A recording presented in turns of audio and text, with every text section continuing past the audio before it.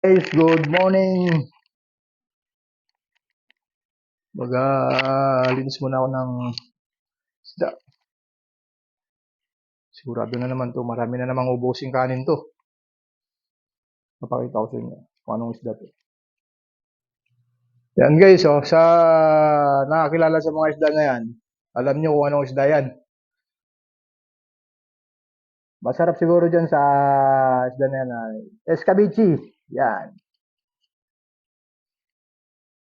So, lilinisin natin yan ngayon para ma-umpisa na natin lutuin. Okay. Ito na pabilis. So, guys, sige pa, yung sa bulan.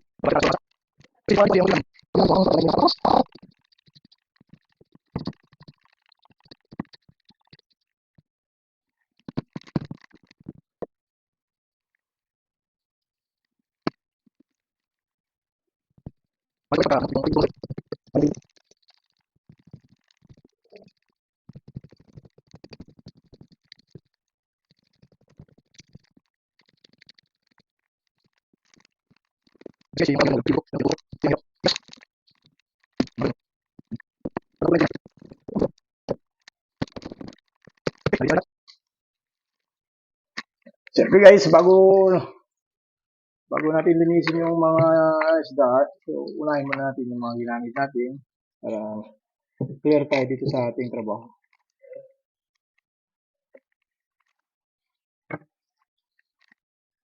Tulad nito, mga niliparan ng kaliskis. Kukunin natin to.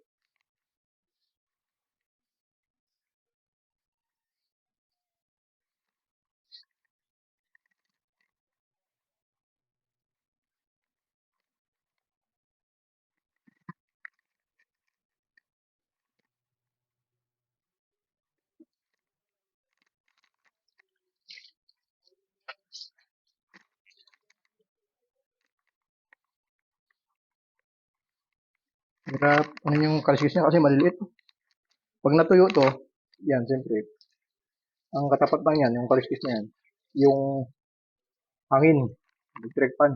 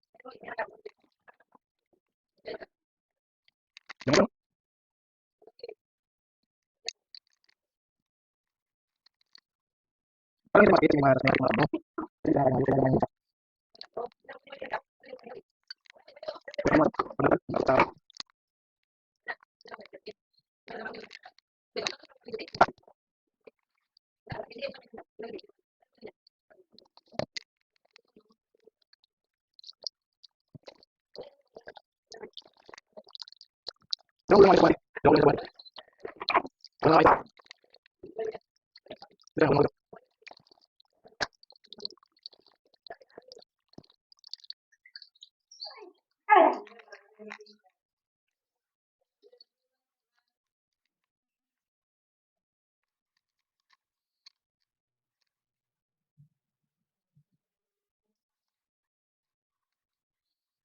guys, mamaya naman tayo pag niluto ko na to. Yan guys, sinumpisahan ko na ang pagpipreto. Ang sarap talaga pag pinipreto yung suno, no? Mapula-pula talaga, oh.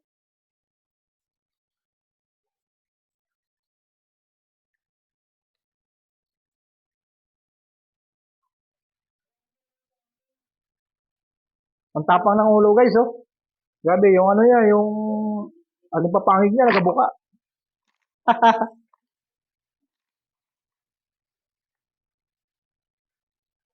So kasi yung ano, yung dalawang ulo na to, bali, sasabawan ko to eh.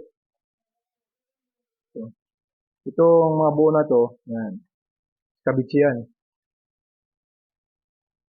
Ito, bali yung mga pinang-putol-putol ko, pang ano lang yan siya,